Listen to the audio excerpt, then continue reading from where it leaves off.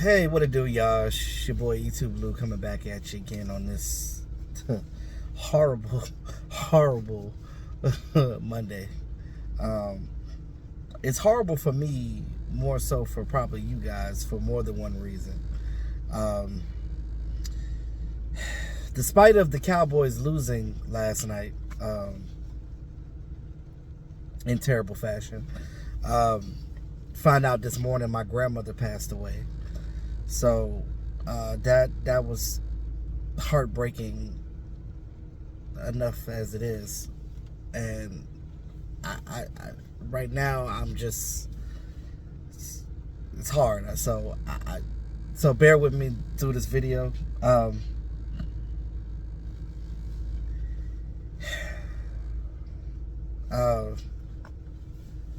Cowboys.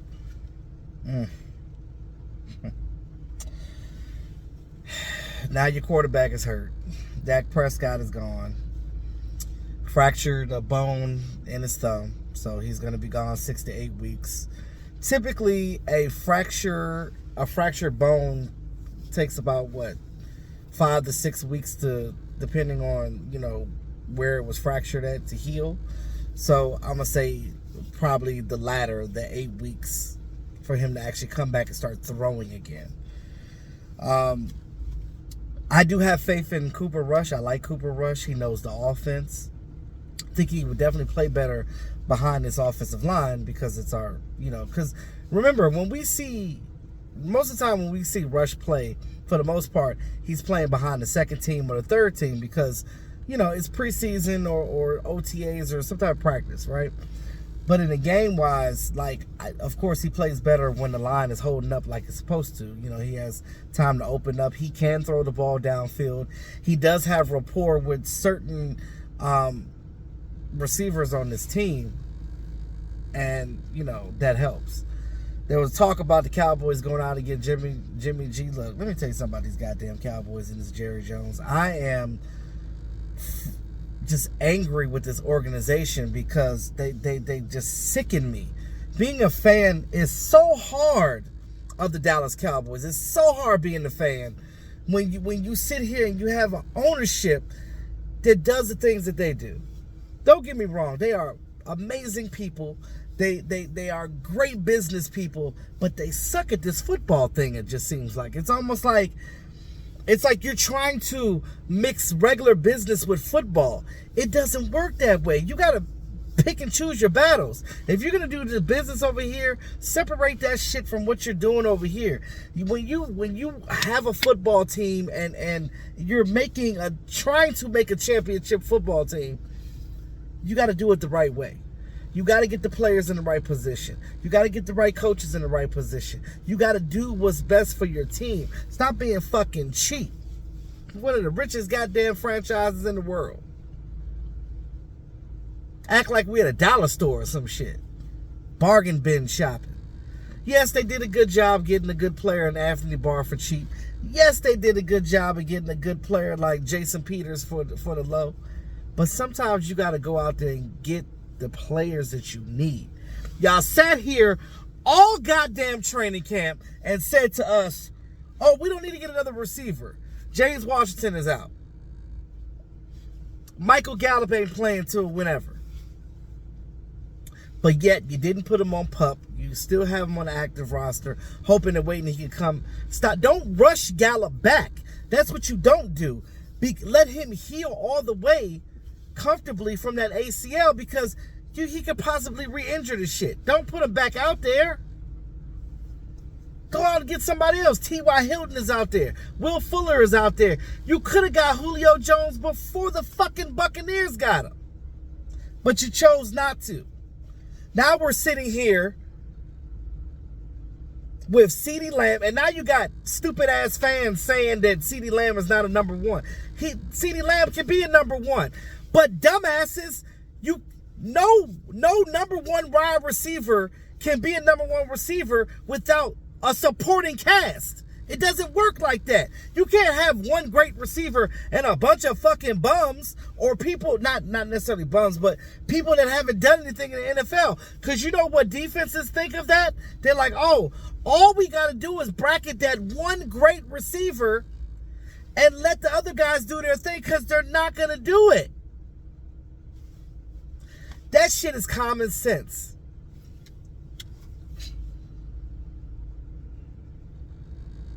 It's common sense.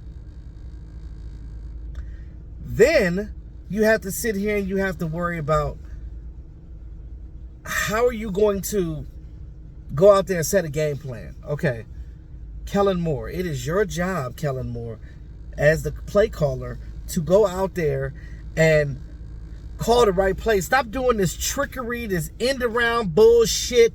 The fucking Bucks know what you gonna do. Even the linebackers from the Bucks, they came out in their press conference and said, oh, we knew their offensive plan. Duh.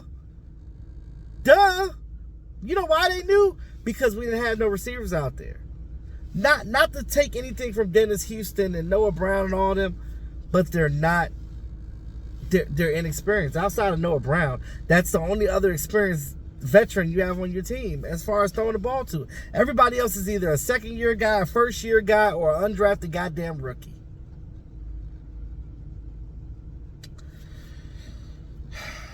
Jalen Tolbert wasn't active. Okay, what was your reasoning for that?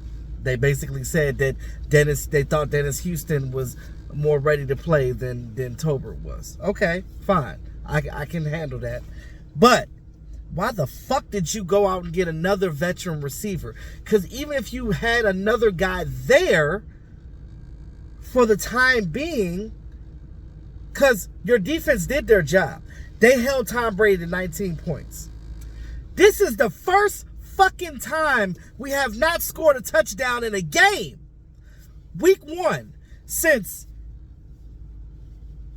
Quincy Carter started his rookie year in 2000. I mean, when he was a starter in 2001. That first game of the season when he started the quarterback, we didn't score a touchdown in the first game of the season. That is the last time we haven't scored a touchdown in the first game of the season since 2001. That is goddamn embarrassing. And then you go out there and you get your ass whooped. Dak Prescott gets injured. J-Ron Curse gets injured. Connor McGovern gets injured. Terrell Basham gets injured. And I know the injuries happen. It is what it is. Why the hell did you not go out and get a receiver? See, shout out to Rashid. Rashid was mad because they had too many receivers. I'm mad because you're not bringing enough in. Something's got to give. Jerry, stay the fuck out of the... And this whole, like, everybody hating on Mike McCarthy. I didn't hear none of this shit about Mike McCarthy. Sorry about me cursing, but I'm frustrated right now. All right? I'm frustrated. You sit here and you sit back, Jerry. You talk on your radio show. All you care about is publicity. All you care about is attention on your team. Who gives a fuck about that attention? Win some fucking games. Stay out of coach's business. See, those of you that are dumb enough to think that Mike McCarthy is not a good coach, you need to do your fucking research, because I don't care what fucking coach the Cowboys bring in here. It's going to be the same thing. As long as Jerry and Steven and all these fucking Joneses are interfering with the coach's decisions and what they do, it don't matter. It don't matter if you brought Jesus Christ in here himself. You're not going to win no games unless you let a coach be a coach. You wanted Mike McCarthy here because you liked his skill set. You liked what he can bring to the table. Am I not correct about that? Because that's the only reason why you would have brought him in as a coach, right? Because you thought that he could get your team better than where Jason Garrett has, because he's won the Super Bowl, correct? So, if that's the case, why are you not allowing him to be the coach of the team? So a lot of you say, oh, why does Mike McCarthy always look like he don't know what to do on the side? Because he's not used to that shit. When he was with Green Bay, he was calling the plays. You know what Jerry did when he got here? When Mike McCarthy got here? Mike McCarthy, if you go back and look at it, and I ain't lying, go back and watch that shit. His first presser, when they first had a conversation with Mike McCarthy, his opening presser as the new head coach, he said, when they asked him who's going to call the plays, well, hopefully I should be calling the plays. That right after that, Jerry was like, no. What we want to do is a boy wonder. We want Kellen Moore to come in and call all the plays, and you just be the overseer of the. So you're going to take a coach away from what he normally does and give him limitations. They're like, oh, well, you can hire whatever other staff you want, but Kellen has to stay in this position. Yeah, but I'm used to calling plays. No, here we're going to have Kellen Moore, and that's how we're going to do things here. All right? You cool with that? All right? So, Mike McCarthy didn't know that was going to be the situation coming in. Jerry Jones pulls that shit on them. Now you got Kellen Moore calling plays. Okay. At first I was cool with it because I was like, all right, well, let's give him a chance, see what he can do.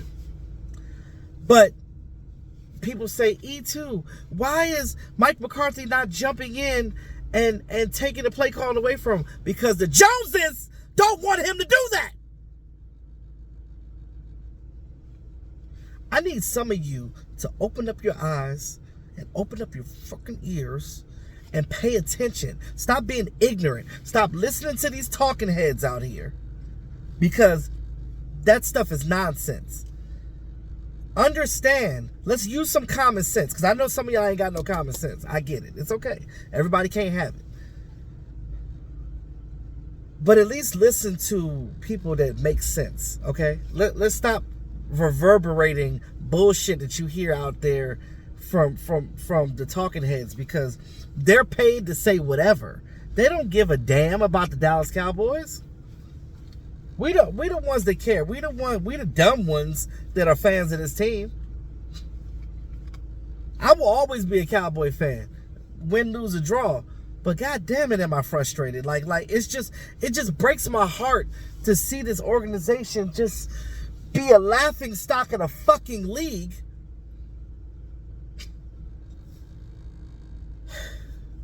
I mean, I just don't understand. I don't fucking get it. I try to wrap my mind around this whole situation. It's stupid. Everything's just dumb. It's just stupid. So now we got to sit here and figure out who's gonna start quarterback. Well, Cooper Rush, but I know they're talking about probably bringing somebody in, but whatever. They're gonna make a dumb decision. I was like, y'all should have brought a wide receiver in. I hope after this week 1 ass whooping that we got from Tom Brady, because now we're 0-7 against him. Still have not beat Tom Brady. You got embarrassed on Sunday Night Football in front of all of America. God damn it. Because everybody saw the game, because it was prime time and nothing else was on. So you know everybody was watching the Cowboy game. You know that. Dak Prescott gonna get some more hate because they're gonna say bullshit like, oh, now all of a sudden he can't stay healthy. First of all, getting your hand hit happens a lot. Even Dak said himself, he said, I done had my hand hit so many times in my career. This is just the first time that it actually broke. It is what it is. Shit happens. Matt Stafford had a procedure in the offseason. Matt Stafford didn't have a good first game of the season because he's coming back from his injuries as well. So, everybody goes through injuries. It is. It's a part of football. It's a part of playing sports. So it is what it is. So at the same time, I just need people to just, whatever. Yes, we're 0-1 now. Yes, we're at the bottom of the division. Yes, everybody else in the goddamn division won besides us. Okay, cool. Yep. Week 1 played against Tom Brady, the GOAT. We're done. So, Bengals next week. What are we going to do? I don't know. I'm not worried about that right now. We'll figure it out. Right now, I just want to do this video. I'm about to go back with my family now. and grieve about my grandmother passing away today, because it is a rough day and I don't want to hear no bullshit from nobody. And you fucking trolls that came in here and disrespected me last night, fuck y'all. Pull up if you want to see me, because I don't play that shit. Like, share, subscribe to the fucking channel. It's your boy E2 Blue. Have a great day.